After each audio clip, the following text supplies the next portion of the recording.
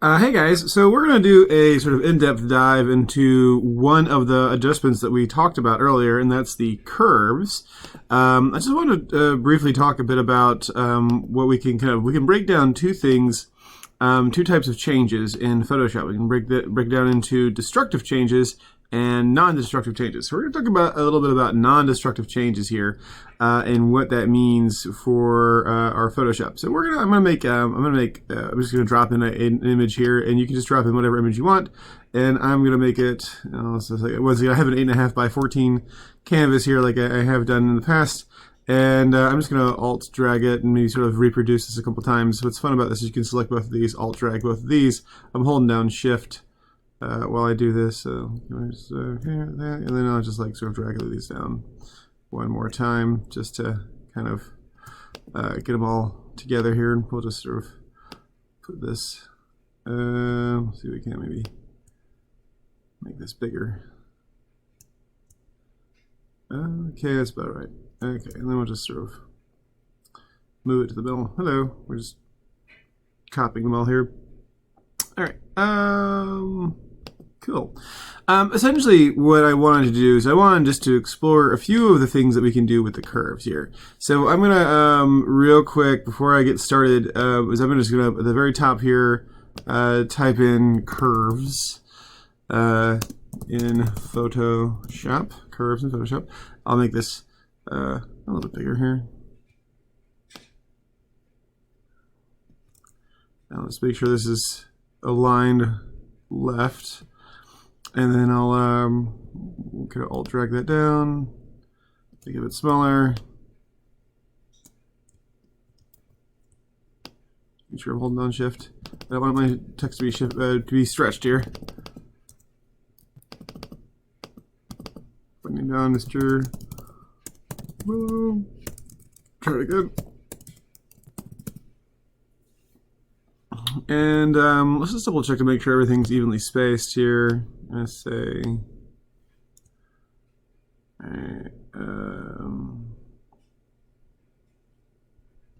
okay.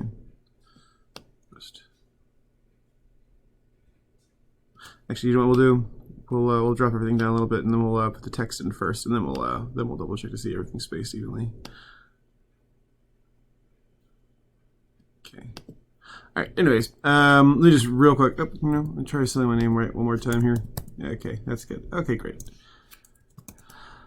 Okay, so I'll just start off by putting just the word original here. And okay, so this is just setting this up, right? Obviously we're gonna do several different things with this. Let me first off make sure when I hit my move tool that auto select is selected. If I have auto select chosen, that means that I can choose anything that's sort of visible. Now, granted, if say for instance I move this over here, right? I can't select something that's below it, so you want to keep make sure that whatever you're clicking on is going to be visible. And if there's anything you want to do, for instance, this is moved over here. If I want this guy to be kind of overlapping, I can just move it in the layers menu over here. Just kind of keep that in mind here. So just okay, so make sure that auto select is done. Make sure show transform controls is there, just so you know what you're clicking on. And we're just going to one by one click on these things. Now, I've said before, destructive versus non-destructive. If ever you do something like, for instance, use the eraser, it's going to say, oh, we have to rasterize this. It's going, like I said, we don't want to do that. We want to keep this as a smart object for now. And what we can do to apply changes to it without we can go up to image adjustments and stuff, right? And we can use the curves. And what we'll do is we'll just sort of like use one of the presets here. Use like, say for instance, increase contrast here, and you can see it sort of adds a bit of a darkens the darker areas and lightens the lighter areas here. And you notice over here we've got this sort of smart filter here. Now what's cool about the smart filter is we can actually double click on this little curves here, and we can actually pull this up, and we can actually adjust this if we wanted to. So I could sort of bring the darker parts darker and the lighter parts lighter and stuff if I wanted to. So I'm just going to cancel this for now, and we'll keep it the way it was. So I'm going to get my little tool here, Alt drag this. Oops, not V, but Alt and drag this guy. Might zoom in some.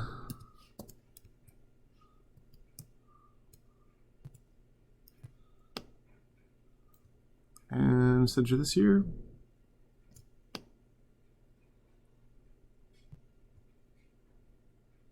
Okay, cool. And what we'll do is we'll just rename this guy. Make sure this is center here. Call this high contrast.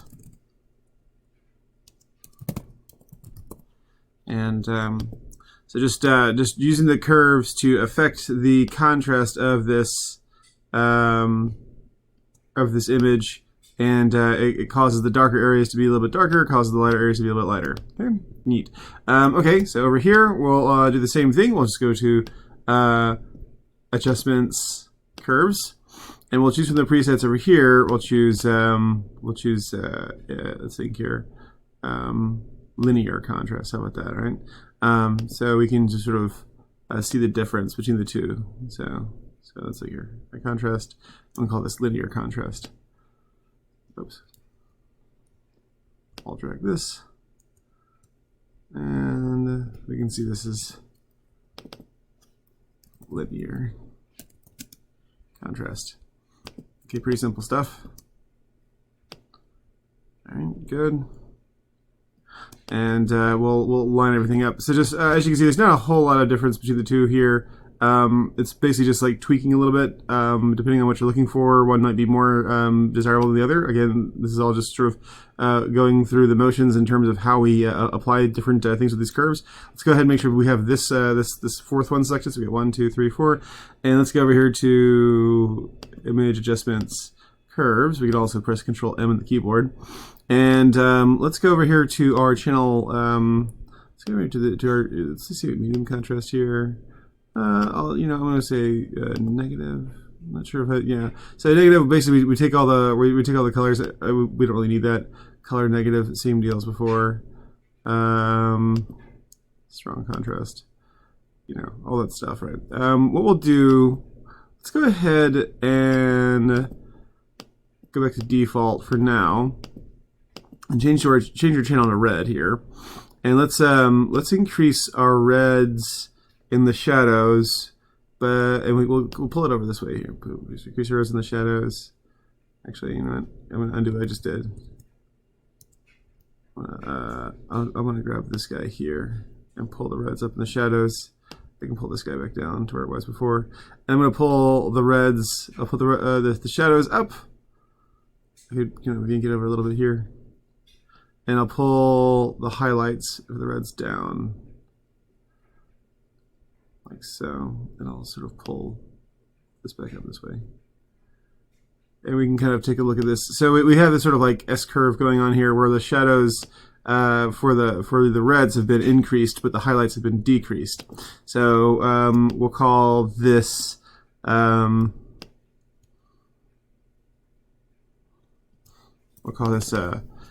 reds. Yeah. We'll call this reds. And let's see if we can't make that same curve for the others here. I'm going to go over here to, once again, image, adjustments, curves. And this go round, I'll choose, under RGB, I'll choose green. We'll do the same thing. We'll pull the shadows up a bit for the greens. Maybe drag it over here just slightly. And we'll pull the highlights over here down a little bit, and we'll pull this in the middle here up a little bit. Let's see if we can't make sure this is down some. Actually, wait, I want this to be, yeah. I'll pull this down some. Pull the midtones back down to where, so it doesn't look. We don't want like the overall like color wash to be green. We want just the basic shadows, just sort of a feel to like the color temperature, kind of pulling the greens up and down and stuff. Right. We get reds. Right, in this case, we've got greens, so let's just go ahead and type in greens.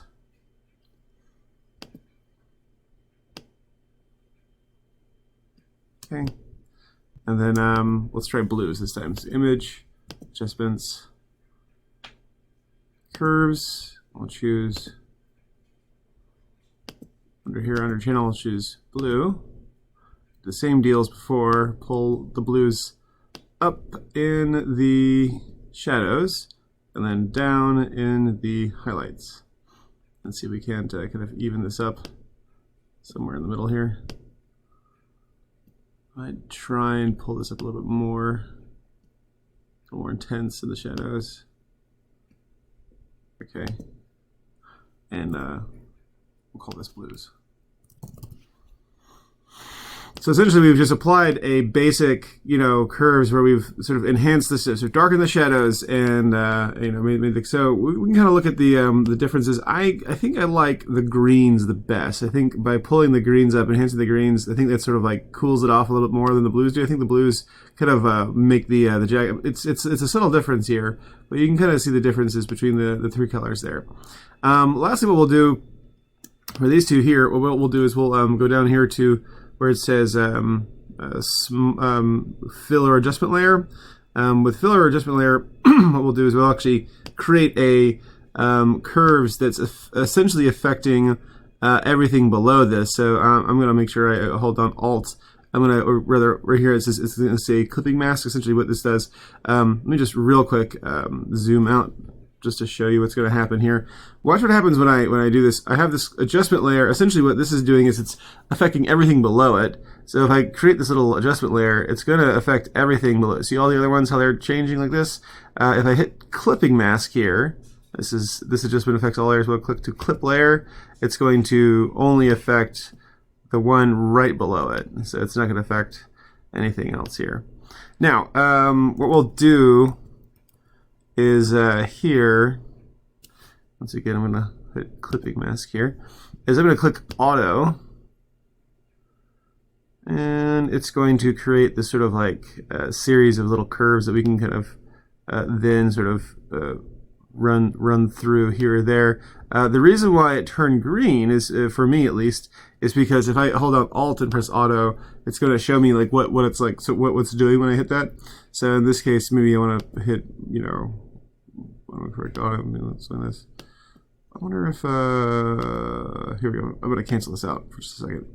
Let me back this up for just a second here. I'm just delete this here, and I'll make sure this adds again. All right, so once again, I'm going to add a curves layer here, and I'm going to hold down Alt and hit auto, and then here I'm going to adjust my make sure it's a clipping mask here. I'm going to adjust the target colors and clipping by just choosing a series of colors that sort of reflect the darker colors. Now, with this, usually what you can do is you can go through and you can select the colors by using the eyedropper tool. But I'm just gonna like kind of run through and just grab a couple of like dark blues for my shadows, and I'll choose some light blues for my midtones here.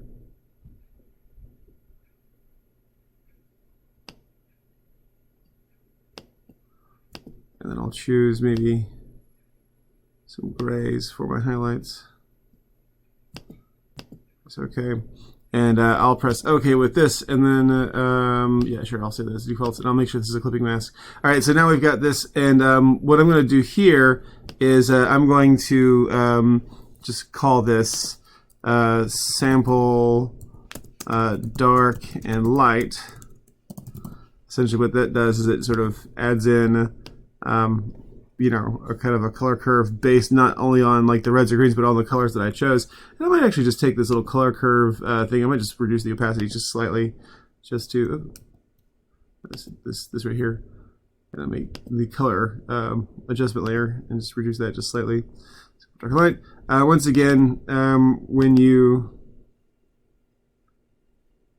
cancel, if I were to double click on this little symbol here, hit auto and make sure that you have fine dark and light colors as your auto option there.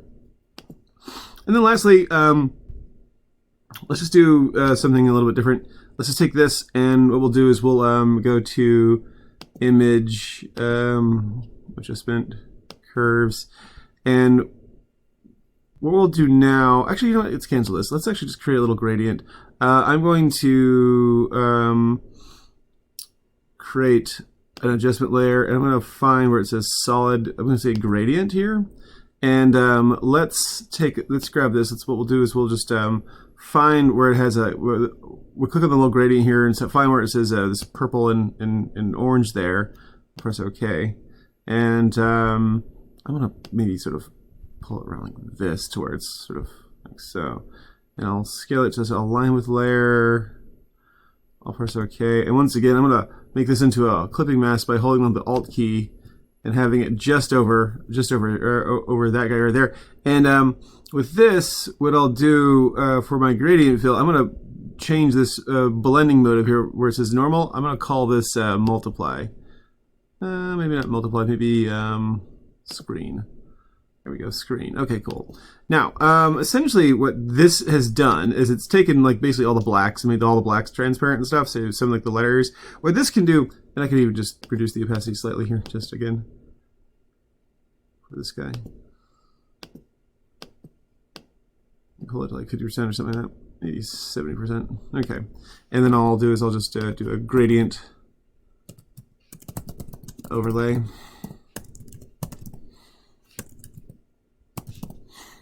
Essentially what that has done is it's taken what I made before, taken the little gradient and simply just sort of like added it almost as if I was affecting the curves. So this is just a way of like, you know, affecting the curves in a different way here. All right, so let's just real quick make sure that everything is lined up. I'm going to see if I can't get all this aligned here. So let me make sure this is lined up with this a bit bigger just so I can more easily line it up with the edge. There we go. Okay, so that's about right on both sides. Make sure that these guys are both okay. Try their inches. I'm just gonna see if I can't evenly match them using the smart guides here. Okay, 233, 233. That's good. Trying to find that magical 233 inches between each one. In this case, that's what it is for me. Obviously, you guys might have something different. And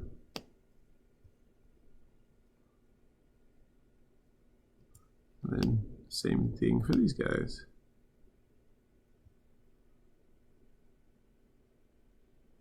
Okay. Whoa. Okay. So this right here, sticky keys, is when you hold down Shift too long. Essentially, for our differently abled friends who have like a palsy and can't quite control where their hands go, what their fingers do, they have this little option here to like, you know, adjust to how the keyboard reacts to like sort of less controlled movements. So essentially, that's just, you know, whenever that ever pops up, just press no. Okay, this looks pretty well lined up. Yeah. Cool, great. Everything seems like to be in order. All right, let's just go ahead and save this as a JPEG. I'll save it first as a PSD. I'll put curves and Photoshop. Just save it under pictures, and then I'll press OK. Then I'll just file, save as, and make sure. Give a second. File, save as. Make sure it's a JPEG, and save it. Make sure the quality is at 212 for the highest. It's okay. And yeah, so this right here is what you'll turn in. Looks like there's a Photoshop. Here we go. There's Photoshop. Oh, can't quite open that. All right, it's fine. All right, so essentially, you just want to make sure that you've got your image all visible as a JPEG, and just turn that in turn that in here. All right, very cool. So can't wait to see you guys produce. And you can use just one picture, just use the same picture over and over again, just any picture you want. All right, guys, see you in class.